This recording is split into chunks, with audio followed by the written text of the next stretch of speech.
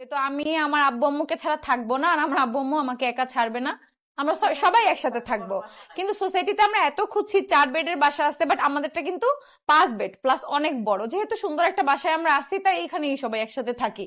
তাই সবাই চলে আসছে, এখানেই থাকবো, এই বাসায় থাকবো। তো এখন হচ্ছে সব গোছাবো, রুম টুম সবকিছু। কি অবস্থা, মনে হয় যেন যুগ যুগ বছর বছর এই বাসায় কেউ ছিল না, এরকম একটা অবস্থা হয়ে আছে। যেহেতু ভাই একা ছিল আর বাসা পাল্টানোর কথা ছিল, ভাই অনেক কিছুই গোছায় ফেলছে। এই যে দেখো, এগুলো সব খালি। এই তাক, এই আমার এখানে লাইট টাইট ফুল টুল সবকিছু খুলে ফেলছে। তো সব গোছাবো এখন। তো তোমরা না টেনে সম্পূর্ণ ব্লগটা দেখতে থাকো। আর এদিকে সামি মুনথা কি করে তোমাদেরকে দেখাচ্ছি। এই যে দেখো, সামি মুনথা হচ্ছে এখানে কস্টেপ লাগাই দিচ্ছে, যেহেতু সেদিন তোমাদের ভাইয়া এটাই ভাঙছে। এই আলমারিটার গ্লাস এই নিয়ে মনে হয় 7 বার ভাঙছে। তোমরা লাইভে একবার দেখছো, বাট এটা আমার জীবনে নতুন কিছু না। ওই যে ওইটা তো অলরেডি ভাঙা। ওটা এইটা তো আবারও লাগাইতে হবে।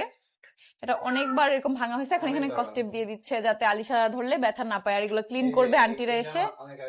এইটা তো ওই বাসায় থাকতেই হচ্ছে, ভাঙার সাথে সাথে ওইটাও ভেঙে গেছিল। যাই হোক, তো হ্যাঁ, কস্টেপ মেরে দিচ্ছে আলিশার জন্য। এখন আমরা সবকিছু গোছাবো, তোমরা দেখো। জি।